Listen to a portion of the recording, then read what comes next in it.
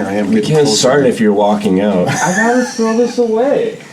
It's bad table placement if I put garbage on the table.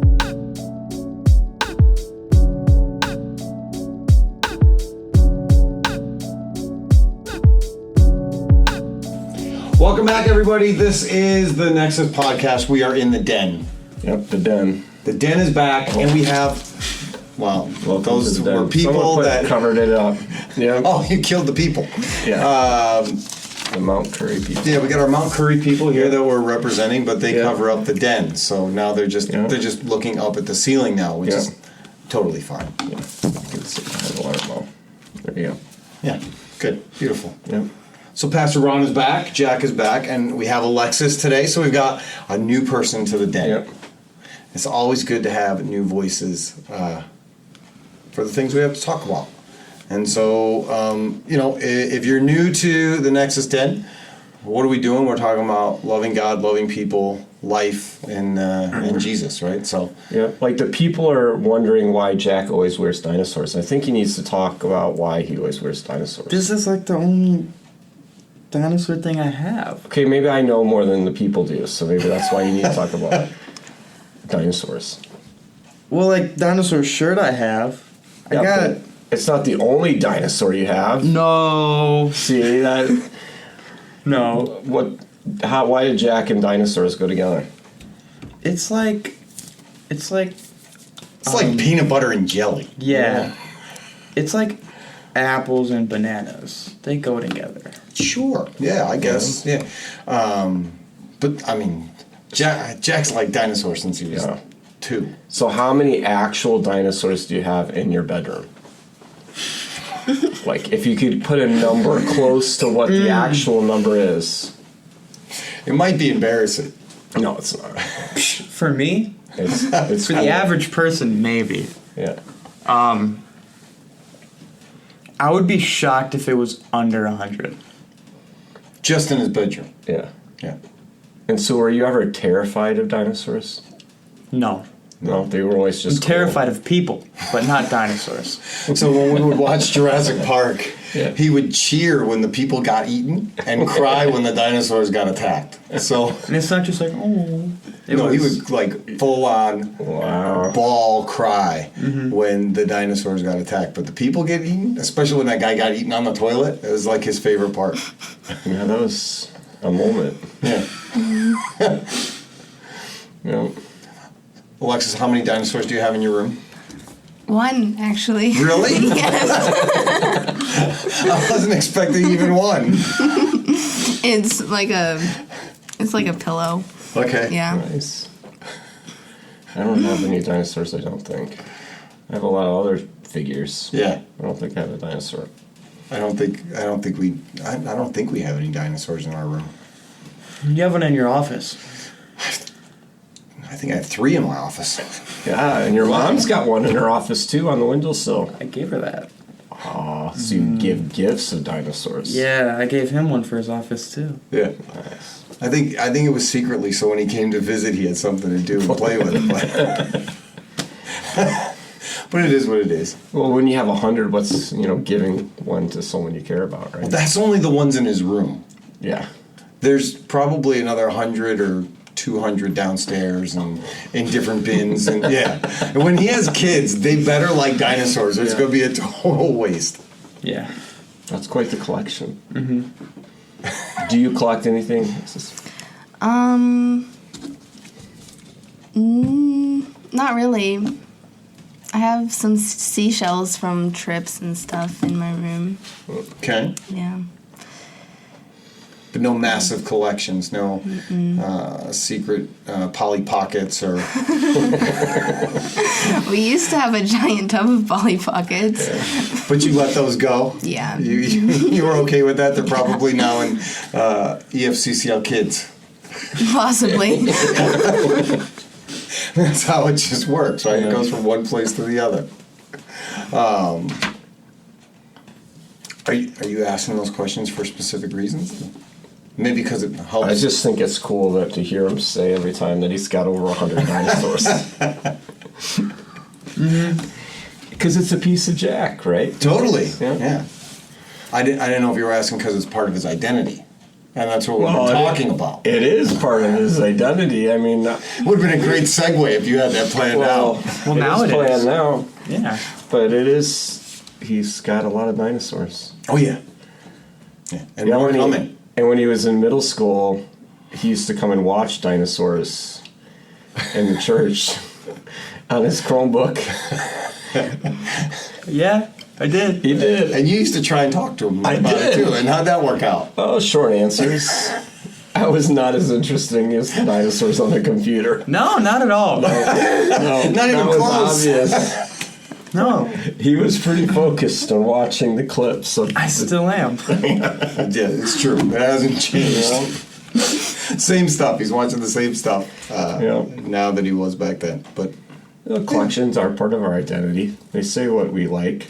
I've got quite a few potato heads. I don't know what that talks about or what that means, but I don't have quite 100, but I have over 50 potato heads. They're in a box right now. They got taken off the shelf in the house. They were not matching the decor. so when Logan and Isaiah leave, they can.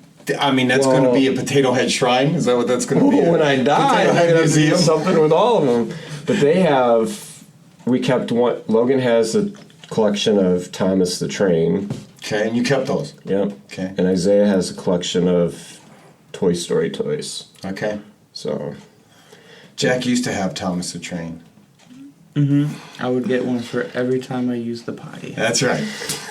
And if I didn't, I'd get it taken away. And it would sit up on the top of the shelf in the basement so he could just look at it until he decided to go to the bathroom the correct way again. Poor kid. It's incentivizing. It's the same person that told me I had an identical twin in the basement that they locked up and used for spare parts. I was like 5 and was terrified of the basement for like a year. You should have done a better screening process with your helpers. That's your apparently problem. your dad. I'm understanding more about Jack. I thought it was just Jack. I mean, who hasn't told their kid that there's a identical twin in the basement for spare parts? I've never heard that before until just now. Have you heard that, Alexa? No, the worst thing my dad did to me was I stubbed my toe and he brought a pair of scissors and says, "We're just gonna have to cut it off." I've used that one before. Completely serious, and I started crying because I thought that he was gonna actually cut my toe off. Yeah, but you have a twin for spare parts. We used to do the thing where you like pull the nose and then you like hide it in your hand and then be like, "Got your nose." Well, got he used to your get nose. so mad. And then, they'd start crying and you just put your hand there, Yep. pop it right back on, and everything was fine. Yep. The fun we get to do with kids. Yeah, I mean, apparently. really. Jack, now I know where some of the scars are from. Yeah. The twin in the basement that you're part of now. You probably don't even know what part you got. No. Yeah, you were too young to remember if they changed something. We out. never told them that we had to use spare parts. It was just in case of an emergency. Yeah. I take responsibility for it, but when I was little, my mom used to pretend she was dead on the bed until I like screamed and cried and bawled. Like she would go the whole way. Like it wasn't like it's getting more clear. The trauma you've gone through. you didn't go through that trauma. That was my trauma. I think it's gotten better. I didn't pretend to be dead. Not yet. No, I wouldn't do that. That's mean. Yeah. I mean, it's all about being scared. We got Halloween coming up and something going on at McCormick's, right? We have the fall. Well, I don't even know what we're calling it. The fall party at the McCormick's. Oh, yeah. So it's Saturday, 5 to 9, and you should be there. But you can't be late, like I said last night, because if you're late, you will miss the explosion of the piñata. And it's going to be like turning on the faucet when it breaks, because there's going to be so much stuff in there, it's going to stream out for at least a minute, maybe. It's going to take a while, because this thing, we're not sure what it is. We're still in process. So you have to show up Saturday to see what it is. Yeah. And then you got to show up Saturday to figure out what's inside of it, because there's going to be candy, toys, Dinosaurs. everything. I didn't get it. I got a lizard, but no dinosaurs. There are lizards. They're sticky lizards. You'll figure that out. And then I thought, we'll get you one. And then I thought, it's a piñata. What needs to fall from, like what should fall from the sky? Slinkies. Yeah, So I mean, Slinkies and piñatas always go together. They're going to be a lot of Slinkies in the piñata, and they're going to, hopefully they're going to like, they're going to be out of the package, so hopefully they like fall apart as they're falling, so they get longer. Yeah. With the confetti and the glow sticks and the candy and the cans of pop and whatever else I figure out further. And Don't get too close to the piñata when it opens up, because Don't open the can of pop. no one will be directly under it. Because it's going to actually, this is why. Why wouldn't people be under it? Because it's 30 feet in the air. And you don't want to be under a piñata when it's 30 feet in the air and it let goes of all the weight that's inside of it. Because there are some 1 pound bags of candy. this is why Unopened. Ron, this is why I love you. Yeah. Because nobody else thinks, let's stuff a piñata with cans of pop, confetti, You Slinkies. said what should fall from the sky? I know a slinky. It makes sense. I mean, it'll look cool. I mean, Are you going to tape them to the bottom? no, they're going to be in the massive whatever thing we've created. Thank you to the Ackerts for all the time they spent putting the layers of glue on it, because it's strong. Everybody, they were questioning their building The ability. integrity of the... But everybody touches it and they're like, "Whoa, this is really strong." And they're actually, some people don't think we're going to be able to break it. I don't think that's true. But You're at the McCormick's house. Yeah. I'm sure there's something there that's going to be there are able to break the it. ways that I've thought of breaking it, and then they're probably, the McCormick boys at least can come up with some other ways to smash that thing. I have no doubt about that. Yeah. So then we've got food. We got chili and hot dogs and s'mores and probably some other stuff. And then we got capture the flag. We got a new ninja game Oh boy. that we're gonna play. And then we've got fires. We've got Controlled fires, Yes. not just random We have- fires around the property. These are controlled fires that we are we have going to some be having. fires to cook around. So there, if you remember last year, sometimes the fire got too big or too hot and big to cook around. So we have small fires to cook on, and then we'll have a big fire to dance around Okay. and be crazy around. But don't worry, there's a big thing of rocks around it, so you can't even get close to it. Safety first. Yeah, safety first. And then we have a surprise walk. People have been saying, I'm going to get scared. It's not scary. It's a surprise. Being surprised and scared are two different things. Yes. Surprise, you get joy in you when your attention is drawn to something. And scared. Scare is meant to... Make you crap your pants. Yeah. And that's not the part of this. So the whole thing is just to have fun. I don't think Jack's interested in the surprise. We have ponchos to wear because there will be some slime involved in the surprise walk. But it'll be fun. Lots of memories, lots of good times with your friends. 5 to 9 at the McCormick's. You get dropped off there, picked up there. That's probably a good overview of everything. Saturday, if you want to help, you can show up at 2. And we're going to do some setup of everything for the night. So, yeah. And then we are about to do some new Nexus merch. So we had the contest. So we got to give shout out to Benjamin and Sanowski and Elliot Nemi for winning. They got the top 2. And then... we had a couple honorable mentions, but I'm going to forget one, so I'm not going to say it. We'll just leave That's it a at the good winner. idea. Yeah, At don't the winners. leave But somebody out. everybody, the top 5 get their own T-shirts design, so they'll get and their family can get one as well as they want to order their design of a t-shirt. But then we'll have a bunch of a new hoodie and bringing in sweatpants or joggers and Whatever they're called now. an identity t-shirt, and then a trucker hat, and then a new Nexus t-shirt, and there's a line on the back of it that says "We Are Nexus." So we talked about that last night because we were celebrating being back in the building Yep.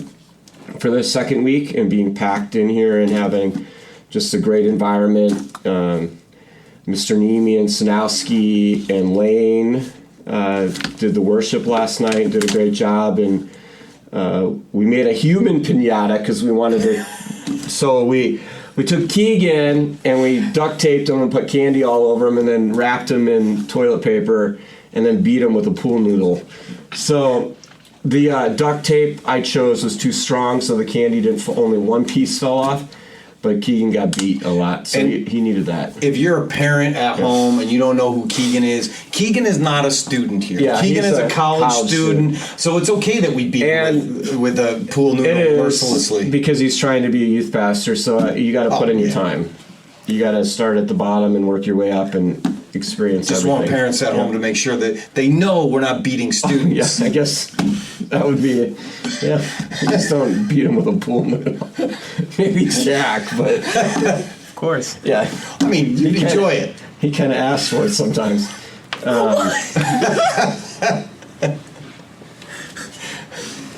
But yeah, so that's so we talked about We Are Nexus and what it meant to love God and love people, what it meant to be community, and then we talked about being thankful for a church that gave us a building and has spent a lot of time redoing the building because we got some nice new doors instead of the falling apart accordion 20-year-old thing. And we got Mr. Nemi a second office in the new tech booth so that he's... Third office then. Yeah, well, I will call this the second one because I think he likes being over here in his new office. So, It's fair. yeah, I think it went above the one in the worship center. So I think we should take a quick second to talk about why the name Nexus. I had my Nexus sweatshirt on at work the other day, and somebody was like, "What do you use that shampoo? You use Nexus shampoo?" And I was like, "No, it's not Nexus shampoo." And then I posted something about this podcast, and someone was like, "You know, that's a cult." And I was like, "No, it's not a cult. It's it's part of our youth group from church. It's not a Nexus. Nexus means something else, right? What is Nexus to you guys?" Jesus plus you plus me. Nexus is about community and learning from one another and growing towards God. Yeah. On Elliot's shirt, which was the best one, he said, or on the back of it, it had stuff, and Nexus was split up into two parts. So it was the NEX and then the US. Uh-huh. So like the us part stood out, and it was like it's a place where Jesus comes to meet us. And then like that's the important part for me. Like it's us. It's not just me. It's not just you. It's not just me. Like it's all of us. Like together, helping each other grow. Like we're all a big old family. Yeah. Yeah. And Nexus means, right, things coming together as... Two or more connections. Yep. Yeah. So that's why it was me plus you plus Jesus equals Nexus. Right. Last night I messed that up. You're tired, man. You've had a long week. I think I said you plus me equals Jesus. That would not be correct. No, it was not. Isaiah, he's out. He started laughing because he knew I messed it up. So I kind of figured I said it wrong. It's always nice when you have the support of your son. Yeah, and then I turned around and I could have just read it off the sign because it was right next to me. Like I said, you've had a long week. Mm-hmm. I mean, it's been a lot of stuff for you. You had some traveling going on. Yep. I mean, I give you credit for having it that much together. Yeah. I mean, I know those travel weeks can be hard. So, Let's dig in. Week Yep. 6. Now, last week we said week 6 and we made a mistake. Yep. This is our 5th week of the podcast, 6th week in the book. Yep. So, I actually have the page already there to week 6 so we don't make Yep. the same kind of mistakes. And Alexa, since you weren't here yesterday, I wasn't here yesterday, we're going to have to rely on Jack to give us the synopsis of what week 6 was all about. Okay, so He's going to the journal. yeah, For those of you only listening and not watching, he's going through the journal. it was about like not giving in to the easy ways, Okay. and like continuing with like the right things to do them. And I wrote down that I need to do the right things, but the right things are always the hard things. And like that goes for a lot of things. Like what's easy is usually wrong, and what's right is usually hard. At least like for me, that's how it is. And Ron said yesterday that our flesh is loud. It's and- loud? Yeah, Okay. like our desires, they're all loud. And like they keep going and going and going. And since that's like all we hear, that's what we do. And it's easy to get distracted on the flesh and ignore the spirit and its wants. But I wrote down, for me personally, it's always hard, like, to do like spiritual things, like read the Bible, connect with God. But when I do, like, everything is satisfied. It's hard to get there, but once I do, I don't regret it. But like with other things, I'm like, should have done this, should have done that. But with this, like, everything is just satisfied. With other things, you mean like if you choose to do the other thing, then you think back like, oh, I should have done. Like if you choose to do your homework, you think I should have done these things, or like if I clean my room, I should have been spending my time doing this instead. Not totally, more like, for me, wasting my time. So like if I watch this YouTube video for 6 hours. Yeah. Yeah. The same one over. Over and over. It's just not over again. It's just a monkey swinging around. I don't know why I keep watching it, but It's my son. So in the book it says, everyone is looking for freedom from the burden of negative emotional baggage. We struggle daily in our minds with having the freedom to enjoy life. The trap of false identity leads us to a life of negative, destructive bondage. The beauty of knowing our identity in Christ produces freedom and leads us to discover our true purpose in life. And you said that a lot of this was going off of Galatians 5:1, right? That's, for it is for freedom that Christ has set us free. Stand firm then, and do not let yourselves be burdened again by the yoke of slavery. So Paul's reminding us that, well, to his audience, that they lived by the law, which was them trying to gain perfection by obeying the rules. And Paul then is changing that because of Jesus, and now telling them that it's their freedom comes from Christ, that who set them free, and so they're to remain in that and stay in that, and not let themselves be bound by the law or their flesh or sinfulness any longer. That Christ's work on the cross set them free from that. So that's where our identity comes in, that it's basing it off of who Jesus is and what he's done for us, not off of trying to follow the rules or trying to be perfect or trying to appease people or trying to feed the desires of our flesh. Because the rest of 5, verse 13 says, you, my brothers and sisters, were called to be free. Do not let your freedom indulge in the flesh. Rather, serve one another humbly in love. And Paul goes on to talk about the idea of not feeding our flesh, but living in the Spirit, not feeding our flesh sinful things, but letting the Spirit produce the fruits of the Spirit in our life, which he goes on to say at the end of the chapter, which is all the good things that resemble Jesus in the way that he lived on earth and loved people and practiced that with his disciples and taught them how to care for people and be kind and gentle, and it really just displaying the character of God to the people around us. So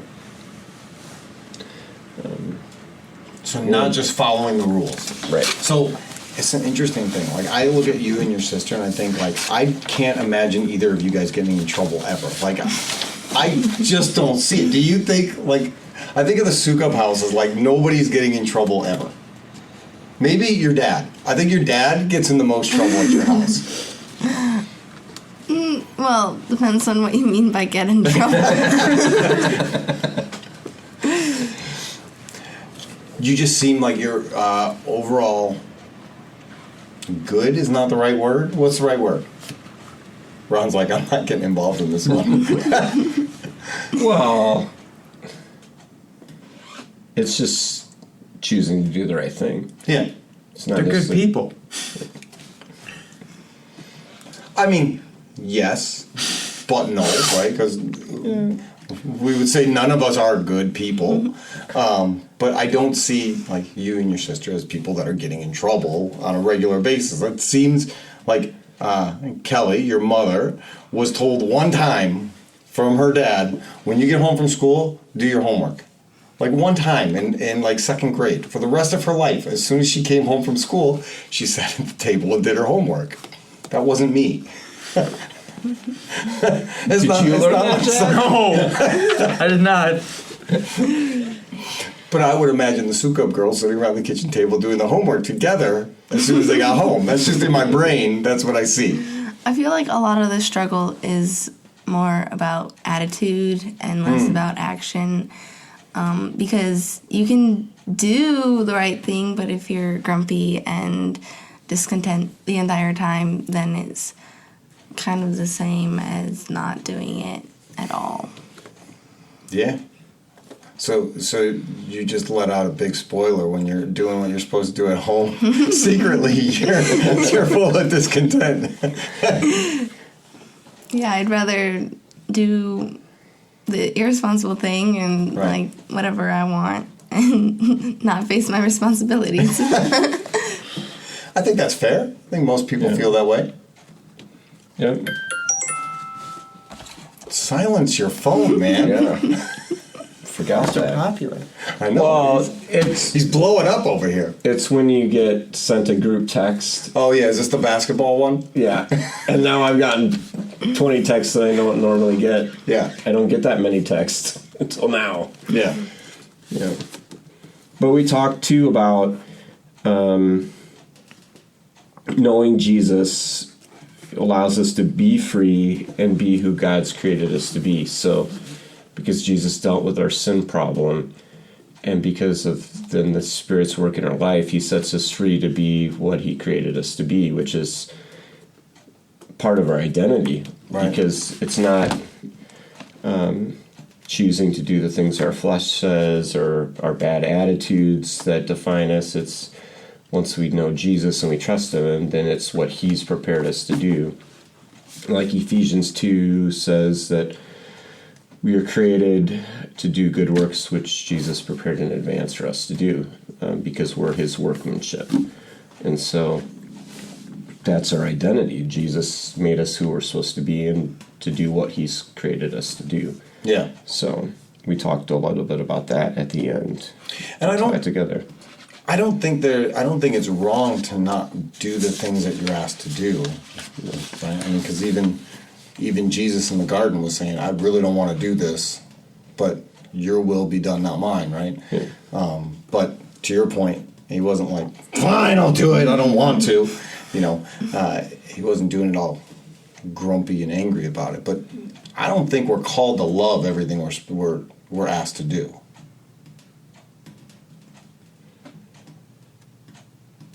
Well, our motivation should be to give God glory. Yeah. So, I mean, there's days where that's easy and days when it's not so easy. So we have attitudes and we have rebellion, and That wasn't like a direct Not in any description. specific order. But we've talked about that sometimes where you Yeah. just don't want to do what you're told to do. Yeah. You'd rather watch YouTube than what your mom asks you to do at that moment. So that's rebellion. Yeah. It is. And, you know, being asked to do something and being grumpy about it or not liking it and doing it anyways isn't the best way to do it either. So, yeah. Yeah. Did you go ahead? What are some of the things that you guys think about when it comes to, like, when your identity's in Christ and that gives you a sense of freedom to be who God's asked you to be? Is that encouraging to you? Does it seem complicated? I mean, it is encouraging. When I think about like freedom in Christ, I usually think look at the lives of my friends who aren't Christians and all the worries and different things that they have that I don't have because I can rely on God for that. And I mean, I do struggle with worry and stuff, but I feel like at the end of the day, like, you know, it's not your responsibility, it's God's responsibility to deal with it. So Yeah. Sometimes it makes it easier. yeah. But you'd like to say, God, okay, I don't want this anymore. Like, come on. I know you said you'd take this responsibility from me, but I still feel it. You know, I accidentally asked Jack this question last week when we screwed up and I asked the wrong thing, but do you have friends at school that think and ask, how do you say that you have freedom in Christ when you're limited by what you can do? No one has actually directly asked me that. Or do you feel like you're limited by the rules of what Christianity says? Like, you can't do this, you can't do this. I don't know. I feel like sometimes it can feel like that, like, oh, but like everybody else is doing it, you know? Like, Yeah. I guess you just kind of have to trust that it is for good. Yeah. I know last week, what did you say? I said, because someone did ask me this directly, and I said that it gives me it does have restrictions, but it restricts me from doing the things that I'm going to end up regretting. Like, that's still true, even Yeah. a week later. It was more so Alexis could hear your thoughts. Yeah, no, I know, but, like, people that may it's- not listen to episode 4 with no video. Yeah. Sorry about that. Yeah. But, like, it's still gonna be true. Yeah. It's never gonna change, even if more people ask me that, or if more people say, hey, why don't you do this, or hey, why don't you do that? Don't you want to do this? It's like, yeah, but I'm gonna end up regretting it, and it's gonna hurt me later. Yeah. Was there any question that you focused on in your small group that you want to bring up in additional group discussion? It wasn't a question, but we did end up talking about how, I think Paul, he told in the letter, he said that that they still think it's like Christ plus circumcision gets you saved, but he said it's either one or the other. You can't have both. If it's Christ and circumcision, you're saying that he's not enough and that you still need the law. And if you do that, you're living by the law, so you're held accountable by the law. And like, you still have to do all that stuff. You're still held accountable, and you'll never be enough. But if it's only Christ, you're putting all your trust in him, and you believe that he is enough, and he's bigger than the law, and that he can and he has washed everything away. And like that was the main focus point Yeah. of our like discussion. That's a big one. It's so funny watching you every week because you're like, holy cow, they're actually listening to me. Jack's got good small group leaders. He does. So does Alexis. They've both got great small group leaders. So they have good discussions. Everyone knows though. Yeah. We looked out. Yeah. I mean, they're all good. They are all leaders. You should clarify that. All but, well, no, never mind. We'll say that for later. That's the We'll have them on and we'll do an intervention. So just, I guess you gotta wonder which one's coming on. Alexa, do you agree with what Jack said? Yeah. I've been reading Romans actually, and Romans 6 talks about that a lot, about the law versus grace and how they work together and stuff. So. Because we talked last night too about the freedom is grace. It's not something we deserve, but Jesus gave to us, and it's grace is God's unmerited favor towards us. So the grace that we didn't deserve is given to us to set us free so that we could live, as Jesus said in John, fully. Like we could walk by the Spirit and live in a way that is God-centered and God-honoring and produces joy and peace and grace and mercy and forgiveness and kindness and all the fruits of the Spirit in our life every day, which are better than being in bondage and sinfulness and the things of our flesh and the devastation and depression and the craziness that pulls us away from God in the world that we live. So, yeah. Did you find something? Or are you just flipping? No, I thought I had something, but I didn't. So I think it's a misconception, though, based on what you just said about how, it pulls us, it can pull us, the love of Christ pulls us out of all those things. But Christians still feel all those things. I know, as adults, I know plenty of Christians who feel depressed and have anxiety and, fears and all those other things. So it's not an immediate relief. No, Jesus, obviously, in his perfect timing, gives us victory. So that's what he died on the cross for. So at some point, he will bring us out of the struggle, whatever that is. And what it really means is that the sinfulness that's wrapped into that keeps us in bondage no longer can have control over us. Like the Spirit reigns in our hearts and in our lives and will overcome the bondage and set us free from the sinfulness that we get sometimes entangled in his timing. So you also mention Matthew 11:28 through 30. And the question is, what is the action that Jesus is telling his followers to take that will free them from bondage? I can look it up. Talk amongst yourselves. it's right here. Oh, you got it already. Look at you with notes. I'm impressed. Oh, it's somewhere in these notes. not organized, but that notes. Yeah, it's right here. It's the verses that say, "Come to me, all you are weary and burdened, and I will give you rest. Take my yoke upon you and learn from me, for I am gentle and humble in heart, and you will find rest for your souls. For my yoke is easy and my burden is light."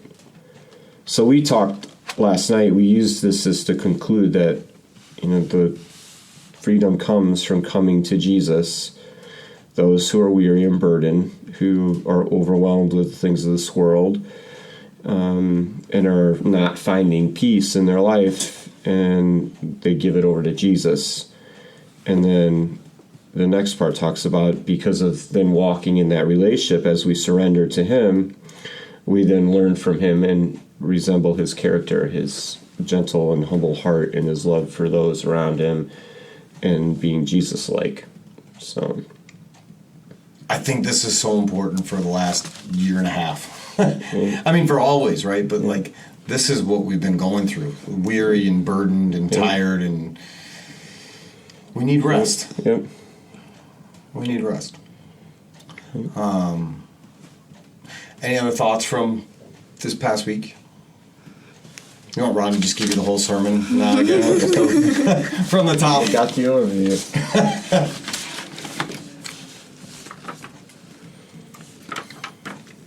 So I had while Jack's looking at that, I had a friend of mine send me a picture. Somebody got a tattoo, and it said, Judas ate 2.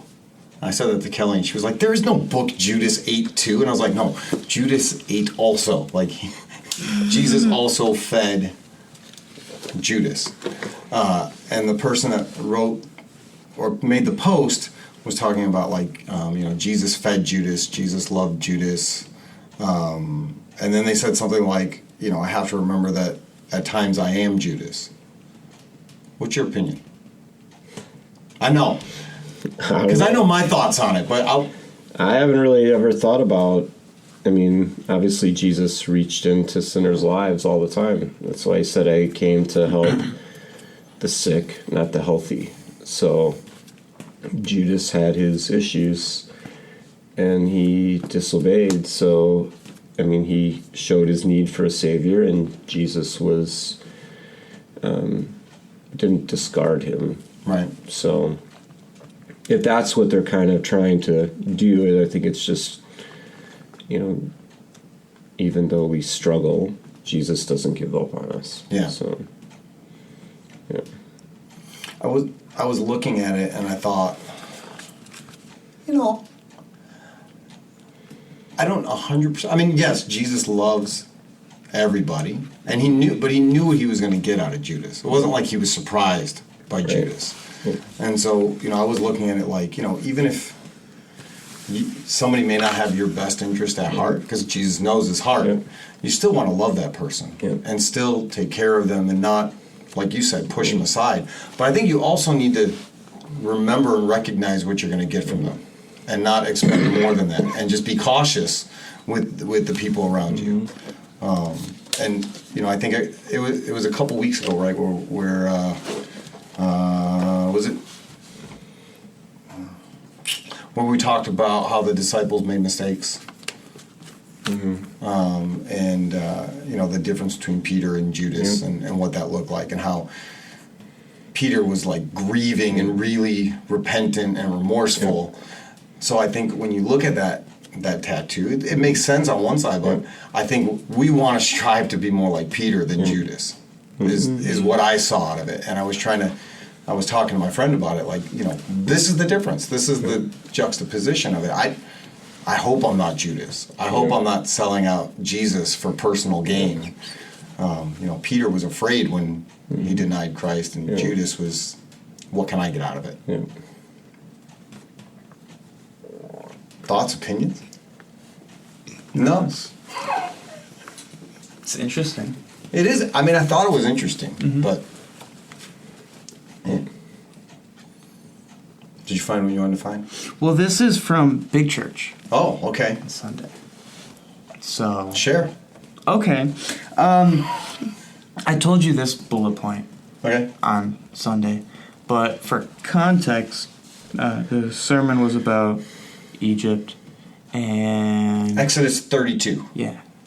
And I have one bullet point. He just talked about how God said to Moses, the people that you led out of Egypt, instead of the people I led out of Egypt.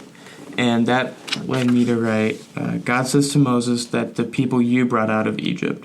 When we lose sight on God and his accomplishments and give the credit to people, we fall apart. God said that because it's what the people believed, that Moses led them out, and not God. And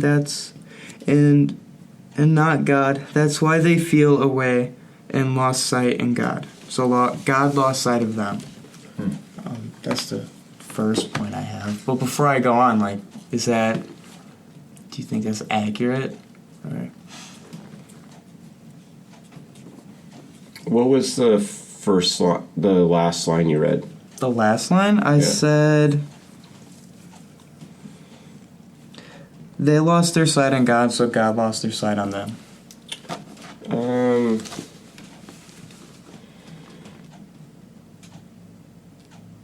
Alexis, what do you think? While Ron is pondering his thoughts. Well, I don't want to say that God will give up on people and just let them be to their sinful ways. But I believe in one of Paul's letters to somebody, yeah. He was talking about how there's people in the church that have like fallen to the devil, or like are not, like they're saying they're Christians but they're not acting like Christians, and that it's too late for them. So I don't know.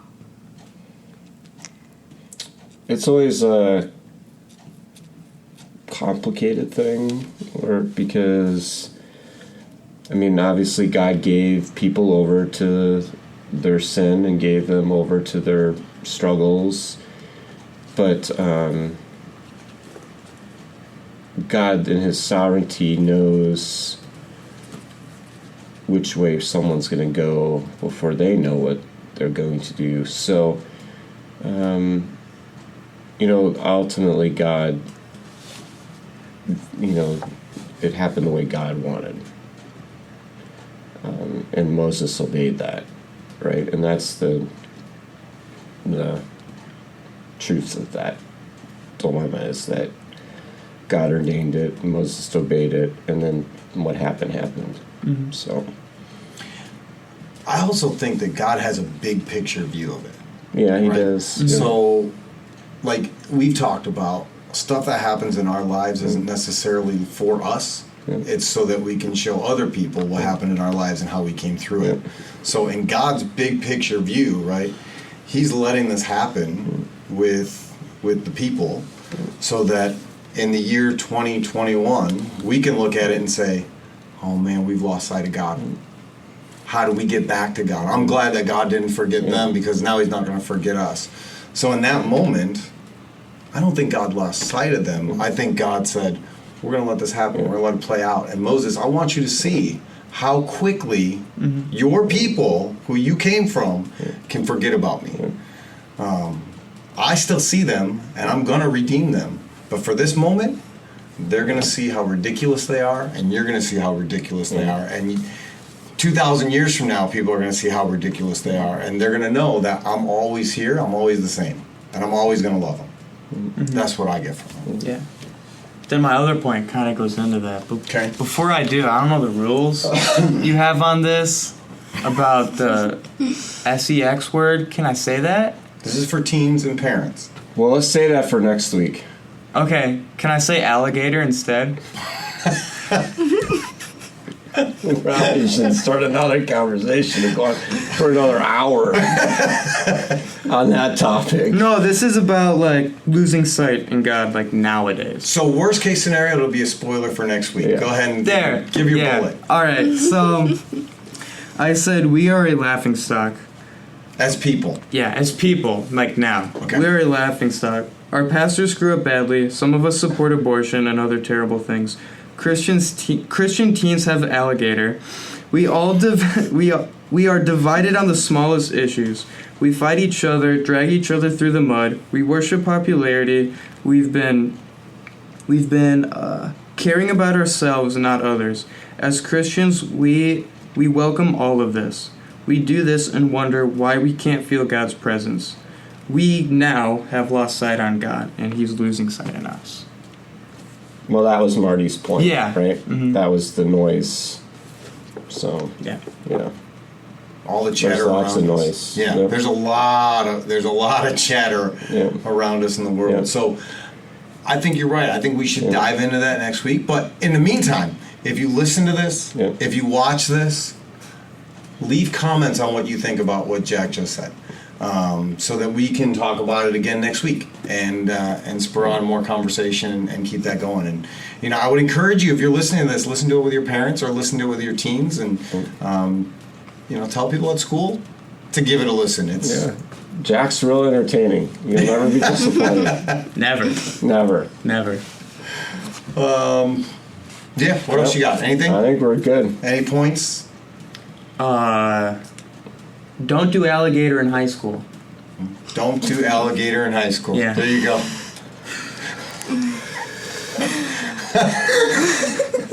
See you next week. Well, we gotta pray. Oh, Jack's gonna pray. Now he's not gonna be able to pray. He can pray. He'll pull it together. Either that or Alexis can pray for us. She's new to. Well, we made Miles pray when he was here, right? We did. I can pray. All right. She's like, please let me pray so we can get out of here. Okay. Dear God, thank you for this time and just to laugh and to learn and to grow connections with one another and with you. Lord, I just ask that you would be with us. Thank you for your grace and for always being there, even when we lose sight of you and chase after other things. Lord, bring us back to you and help us to keep our eyes on you this week. And just thank you again for this time and for the people here. Amen. Amen. All right, Jack, how does that go when you want people to, like, subscribe and all that stuff? I mean, go ahead, tell people what they got to do so that we can keep this going. You watch enough YouTube, you know how to do this. Fine. Click on the subscribe, smash that like button, smack around that bell so you get notified when a new one comes out, except they come out the same day every week. Friday. Whenever. Friday afternoon. Mm-hmm. So, Comment. yeah, leave a comment. Comment. Subscribe on iTunes, Spotify, YouTube, all those things. And we'll see you on Sunday at Nexus, and Wednesday at Nexus. Go to the McCormick's, and thanks for watching. Thanks for listening. Alexis, thank you for being here with us. I hope you had an okay time. It's and fun. then you'll come back at some point. We're done. Take care and God bless.